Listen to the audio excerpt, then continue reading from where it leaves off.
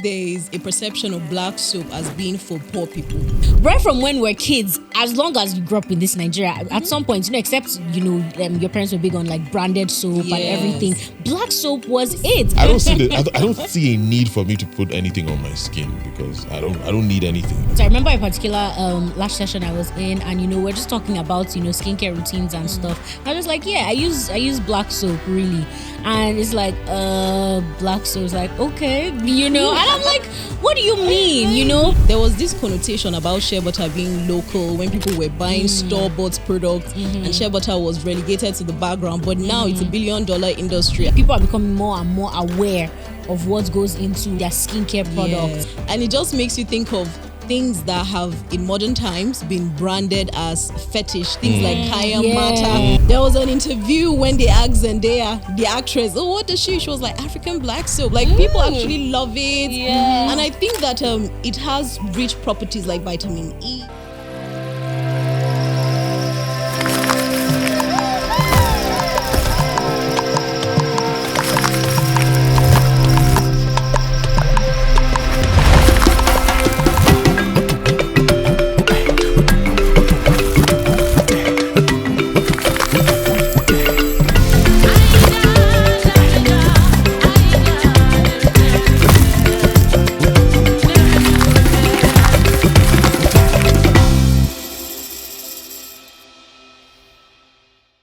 Today's episode is sponsored by Padina Organic Skincare Products.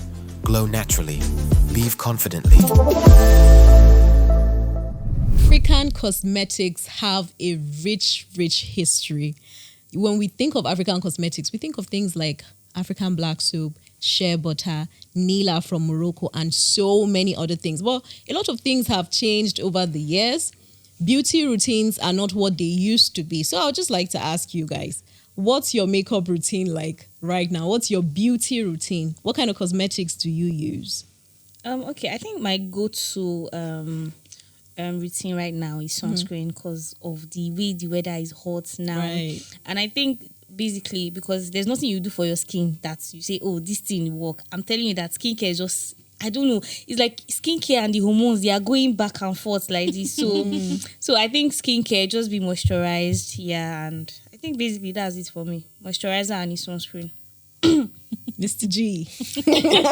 I'm the wrongest person. I apply nothing. I just wake up in the morning, take my bath, and I'm off. I do not apply body lotion, nothing. The only time I put on anything on my skin is during the Harmattan season because your skin dries out. So all I just do is just put on my hands, my face, and my legs, and that's it. Okay. I don't know if most guys out there do more than I do. But I don't think... I think Lucky them. I know, right? It's crazy how you guys can use the same towel you used to clean your face, just to clean anywhere else, any other part of your body, and you are still not good. rashes or anything. Do you understand? No reactions, no hormones, no nothing. I don't know. I really don't know why it's I'm like jealous. that, but it's... Me too. I don't see a need for me to put anything on my skin because I don't need anything. I really don't know. So maybe how it nothing works. is also a skincare routine. Possibly. Nothing. Don't stress the Good skin. for everything. All right. For me, these days, I'm leaning more towards like doing my skincare from the inside out. That's a good one. Yeah, I'm taking a lot of smoothies, a lot of juices. Then I try to use face masks, some of these cucumber face masks at the end of the night, so that you just wake up with your face feeling fresher and looking brighter. Then sunscreen. And just like Amal said, stay moisturized because the way the weather is, just stay moisturized and use sunscreen. So for me, just like you said, moisturizers are a priority for me. I do my vitamin C, a moisturizer, and then that's basically it. Then I do shea butter for my hands and feet. Yes. That shea butter combo is very, very important. I remember like back then in Harmattan, if you don't protect your feet very well, it will get cracked easily. So if you want to avoid that, just be using shea butter all year round. By the time Harmattan comes, when people are complaining of Paso, Hausa people know what I mean. You will not even be there. Like your feet will be smooth and everything. Yeah. Actually, I have noticed the difference in times where you actually go ham with, using shea butter on your feet and then maybe wearing socks after during that Hamatan season. Yes. Everybody's complaining about cracked feet and you're just like, yeah, I'm not in that group chat. Yeah.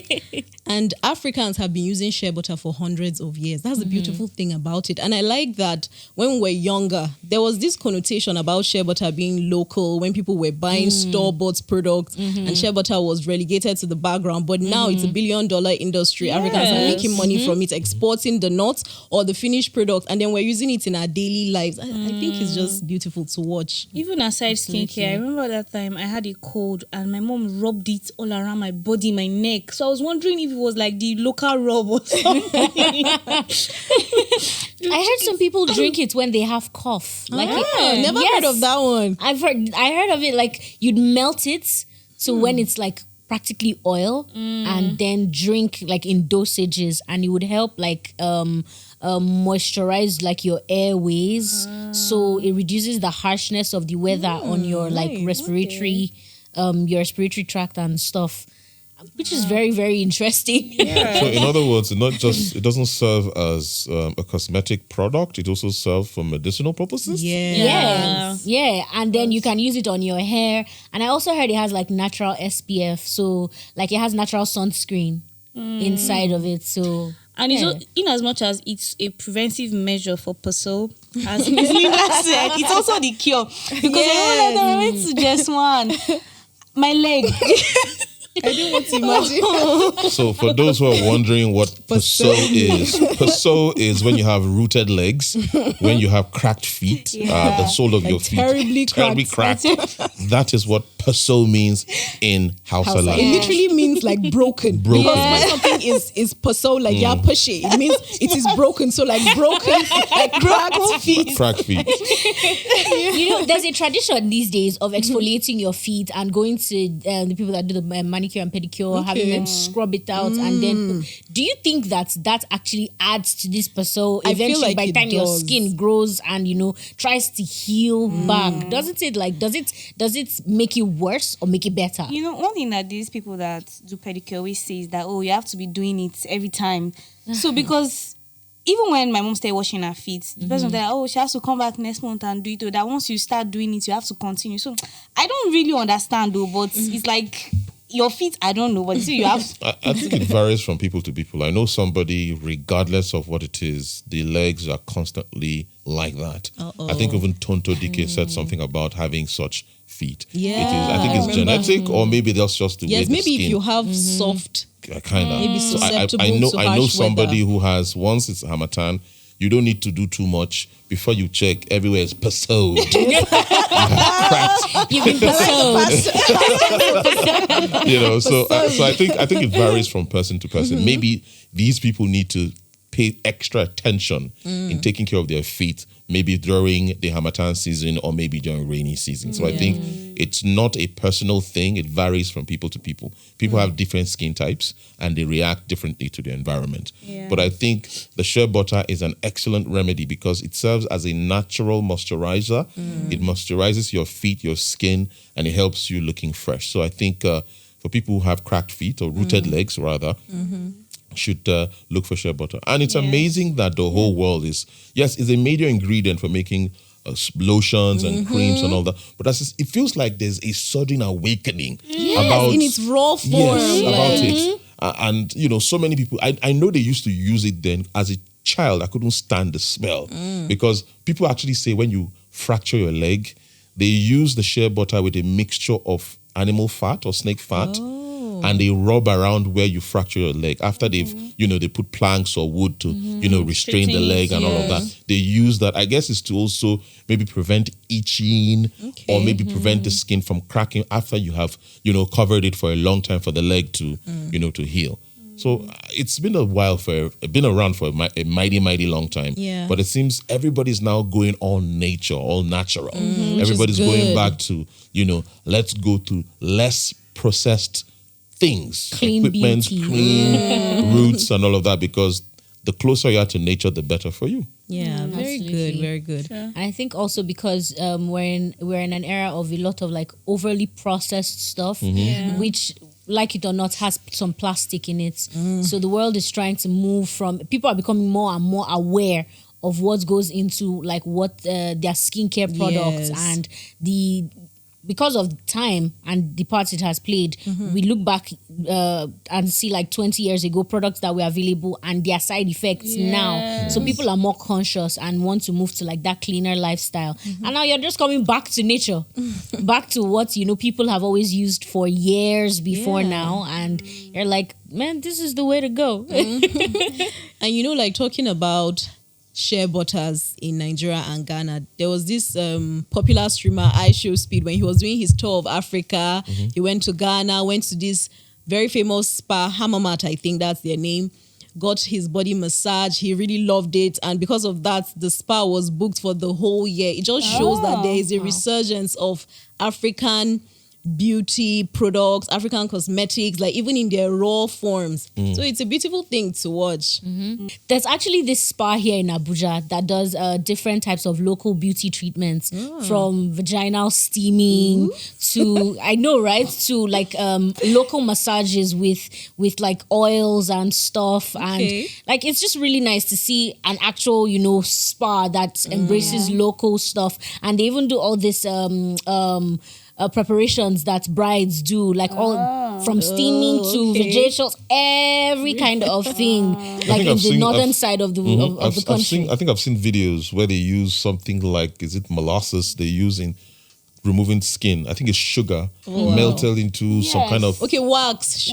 I think yes. They use that in removing hair removal We add and all lemons that. inside. Yes, and these are all traditional. I know people who usually go for body, what do I call it? Is it body beautification? They do all the hair, they steam them, the vaginal steaming, the hair removal. I never knew we had our local hair removal therapy or treatment or process until I came across a video, and I came across a friend who said, "Oh, she does this on a regular." I was like, "Ooh!" So we also have our own local spa in this part of the world. Yeah, and it's just so beautiful to watch, and it just makes you think of things that have in modern times been branded as fetish, things like Cayam Mata in the north. Like in the north, Cayam Mata literally translates to women's things, things women do, Used for to keep your beautification. body nice and supple and soft, smelling good for yourself and for your man.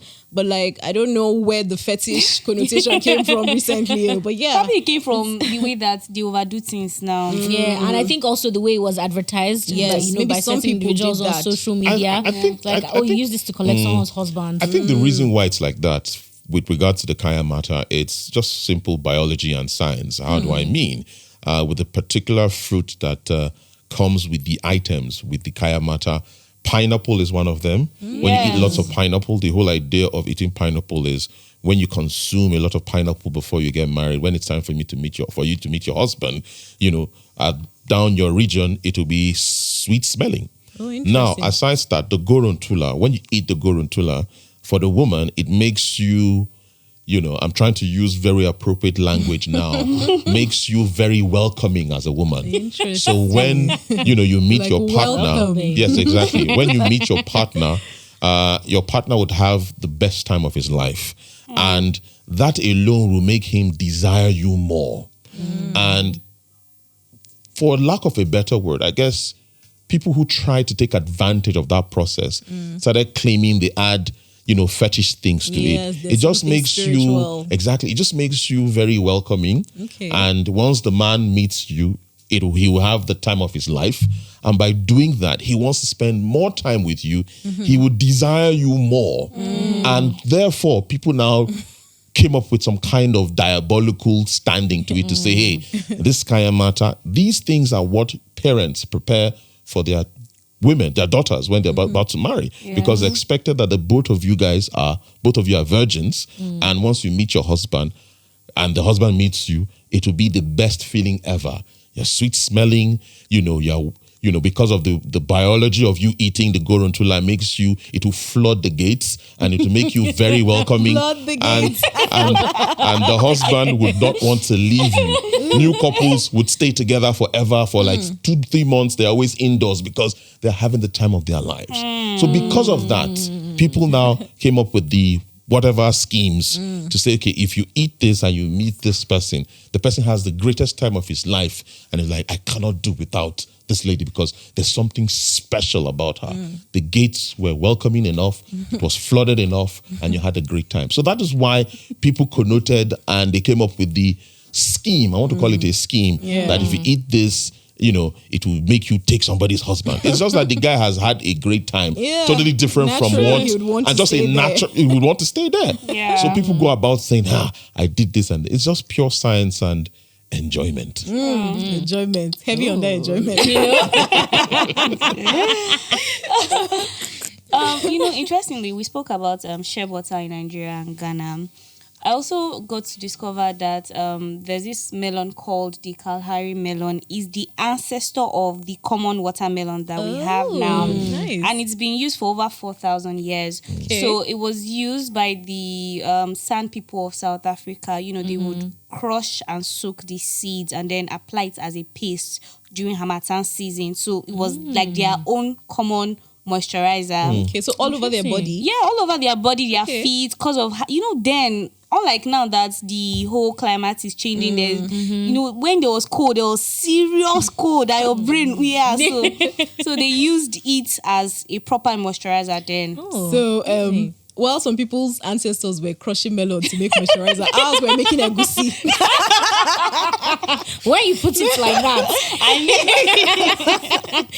another interesting one I found here is this baobab oil from baobab trees for people with sensitive skin. Yeah, like people that tend to have eczema breakouts, and so baobab oil serves as like a really good skin, one of these barrier products. If you have dry, sensitive skin, the oil just helps like almost the same thing that shea butter does, but some people like shea butter is too heavy for their skin, so baobab oil is like a lighter option for it, and then it helps with curing eczema. Oh wow. I know there's also Nila too from Morocco. That one is a blue stone. So they crush these stones and then it's used to exfoliate too. Interesting. Yes, they call it Nila, but it's just a blue stone. They will crush that stone, grind it. And now, funny enough, in Korean skincare, you see that most of the suppliers of this Nila now, they are claiming it's a Korean skincare, but it actually originated in Morocco. You can imagine.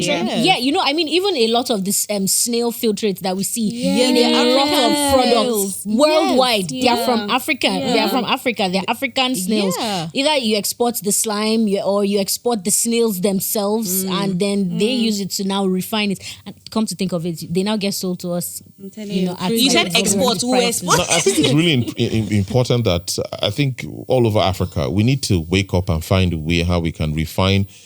Maybe refine might not be the right word, but put our products whereby it will have an amazing shell display life and also, create some kind of modern feel to it. Yeah. Branding. Like what the government is doing with our shea butter, where I think a certain embargo has been placed on the shea butter where we're trying to add value to it. Just don't take the raw material, refine it and bring it back to us. If you must do something, set up factories here where you make them into products that will have, shell appearances and all of that and sell them. Besides, we have the market. And I don't know why we always have the mentality that if it's locally produced, it's not of standard. It's really funny that foreigners would come. I'm not saying this in a negative light. See what we call local, take it away, put it in an amazing fashion, and bring it back to us. We should look inwards and package what we have, because if you look at it critically, they're actually environmentally friendly. They don't have negative reactions to your skin because everything is mostly plant-based, and they don't have toxins inside of them. And if you look world over, the whole world, I'm talking about, of the major all the continents in the world, everybody's now looking at plant-based things, natural remedies, because we've discovered that some illnesses and some things actually as a result of toxins that we put in our body. Now, I think this also brings about a call for every African nation to see how they can look into this cosmetic industry and bring some of these things to have a better share representation. Like just what you talked about, the Nila that the Korean market has now, discovered. And maybe it's a discovery from their partner. Oh, this is amazing. Yes. Why don't we do something about it? Give it a fancy packaging, give it a name. Maybe they may not even refine it 100%, keep the natural ingredients and sell it to the world and make it into a $1 billion industry where we'll sit here and say, oh, it's our local stuff. When we could have, taken advantage of making that into a $1 billion industry. But I think, like I always say every chance I get, it's Africa o'clock. The whole world is looking into Africa. And Africa ourselves, we're also discovering that we have all it takes just for us to find a way to refine them and give them amazing shell representation. This, what you're saying just made me remember kohl. Okay. With regards to having stuff and then the way it's branded and the way it's brought to the people. I remember when we were much younger and kohl used to be in like vials that were stylish, and not even just kohl, different types of products that like that we knew they were in interesting designs. Interesting designs and presentations. Now everything is in like a tube that looks so commercial. I used to think that like those vials were like the Aladdin lamps. If I rub them, maybe because of the way they were designed then as a kid. Beautiful woman. Anytime I see it, I always try to rub it and say, "Okay, my genie, I want more sugar." And I just like how growing up in the north, it was a staple, especially for children. They used to call it tozali. You apply it and you just look very beautiful. Like your eyes will be popping and you'll look white. And, they said, like Egyptians, so ancient Egyptians said it was also to ward off evil spirits, like keep evil at bay for antibacterial properties. And of course, maybe the harsh sands of the desert. So kohl has always had good properties. And it cures eye irritation too. Yeah, because I remember when I was much younger, my mother would always ask my grandmother, why would you be putting eye pencil for her? She's so young. Like, why would you be putting... So in your rice called tiro. Oh, tiro. Yeah, tiro. So it's like, why are you putting tiro for my daughter? And I used to have eye issues when I was much younger, and now I don't have those anymore. Grandmama, so, so it's like it's for her sight. It's to help improve her vision. So the great thing about it is it's not just cosmetic, it also had some, should I call it medical benefits? Yeah, I have a friend that till date, she still uses it because she has like eye irritation. So you see her eyes is black. I'm telling you. Wow. And one of the things about this kohl thing is even in Yoruba films, like I always find it weird when I see men, you see them zoom. Like that's like a big thing. A lot of male warriors used to put it like as a sign of, and even men that cared about like beautification, but mostly even warriors and musicians. It's like a thing of, because I see it very well in Yoruba movies. Style and bravery. I'm going back to what Mr. G said about how we in Africa, we have all of these things. And, even how to use them, but we're not just good with marketing them. Like in Namibia, like the women there in Hima, the weather there is very harsh and it's mostly a desert. In fact, if you see these women, they are red. So what they do is that they mix red clay, I think with mention, it's called, is this butter from cow? There's where they mix it and then they rub it on their hair and their face. Wow. So the idea is that this thing now is like natural sunscreen for them. Wow. Their main skin, the nutrients, everything is trapped in there, and whatever the skin is burning is not like it's just the clay and all. So the clay is like a barrier from the UV light to the skin. The Kalahari Desert is very harsh. So I heard. And aside from that, they also have water problems there. So they believe that water should be kept only for drinking. They don't shower. So what they do is that they have smoke bath. That's what they call it. So they have all these things that, it's like incense. Then you enter, you cover with blankets. And now the crazy part is that these women don't bath, but they don't smell. So in this, their smoke baths, they've mixed like lemongrass, some of these herbs. And during the bath, like their pores, it opens, aloe vera, all of those things, it will open and then they will come out. Wow. I'm telling you. That could, if you look into it, a cosmetic company can look into it and say, let's do a research and see how we can make this into an amazing product because I am already thinking the clay would obviously have some minerals that would also seep into their skin that will maintain the look that they have. Maybe those herbs that they burn, they have some other things, properties that seeps into the skins and gives them the kind of flawless skin that they have. Because imagine not taking your bath for a very long time and you smell great and you look good. It means there's so many properties in those herbs that were burnt. I think a forward-thinking person would look at these, should I call them treatment or beauty routine and find a way of making them into a product or, some skincare thing like the way we have our lovely ladies say, what's your skincare routine? We can actually put that into a product and get those leaves, the lemongrass and things. When you do your spa treatment, you go for the smoke treatment where it seeps into your skin and you come out looking flawless. Yeah. And what's actually interesting is that in Korea, there's this marks they called clay marks. Like it's literally red. You apply it on your face and that market is big. And with these Himba women of Namibia stuff, it's like some of these things are like actual things even outside. So yeah. I also remember, when I was growing up, I had serious acne on my face. Hey, hold on. You had serious acne I on your can't skin? believe Looks Look at your flawless? skin. How? What's the remedy? Tell us. I did. I had acne from age 12 How come? to like 16. Whoa. And it's not like I grew up fast because I grew up in one day. So it was, even my period, I didn't start till like SS3. I was the last person in my class to start.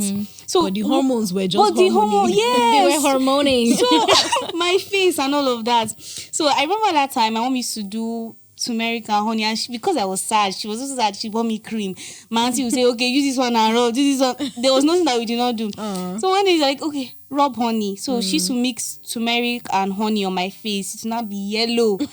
I'm not even exaggerating. In like 1 month, Oh, wow. my face cleared until today. I'm just thinking of how I'll go home. I just, After this, I'll I'll run home. grind the turmeric because Like I literally have honey skin must and glow. turmeric right now.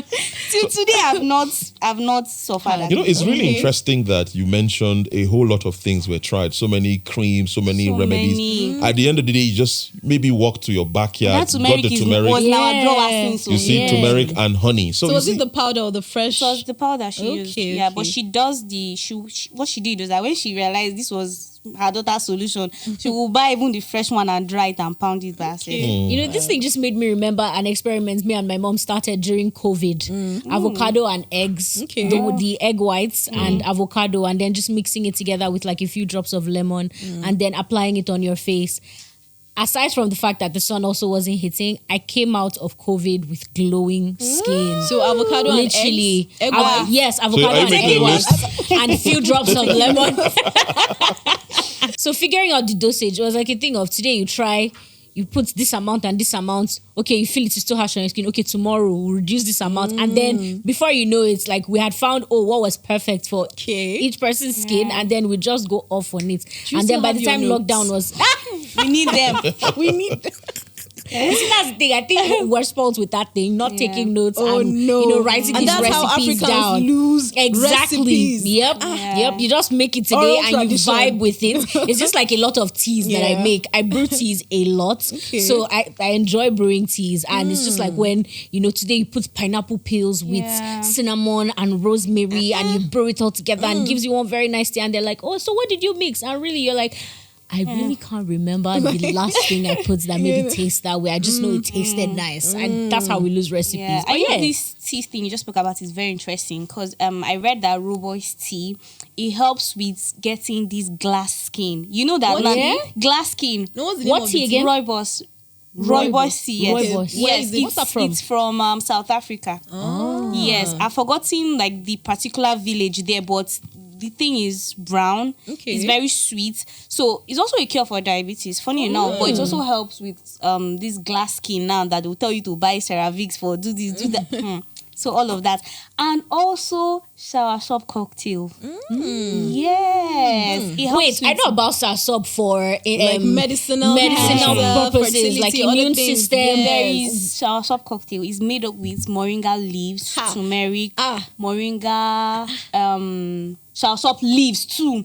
So when you boil it, there's a way they do the cocktail. That one is used for healing. Like for some of these people that they've tried and tried and tried. Like I heard that just like you just drink it. Okay. You know, like you said, your own skincare routine is internal. For some people, they've tried like the external one. It didn't work. So they drink some of these things and then I heard it works like.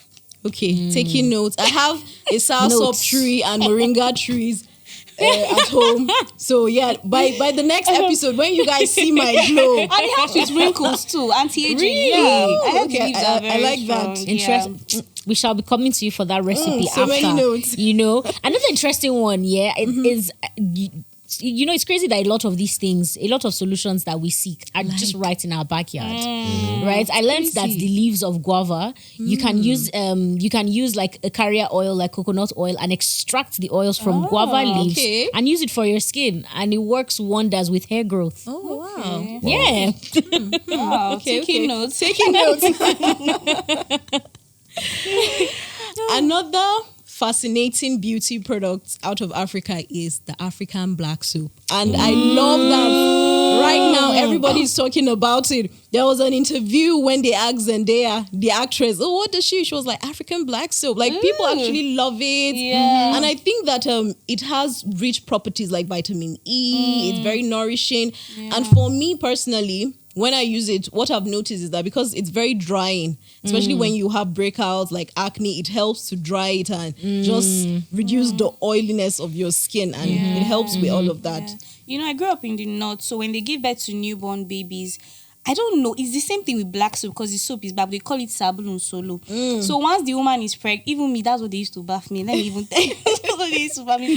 So they pair this sabulun solo with mang aledi.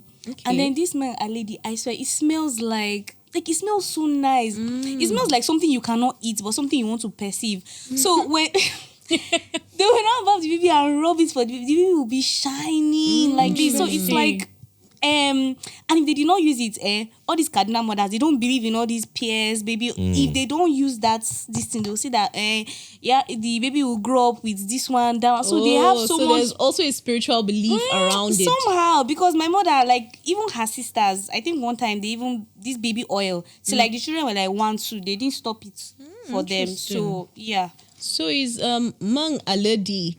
Is it palm kernel? Aledi. Yeah, Aledi. It's palm it's kernel made from oil. Palm kernel oil. Yeah. Oh, okay. Yeah. They use it a lot in southern Nigeria too. Okay. Yeah. Nice. It's interesting to note that I have a 4-year-old and a 6-year-old, and they have never used a bar soap before.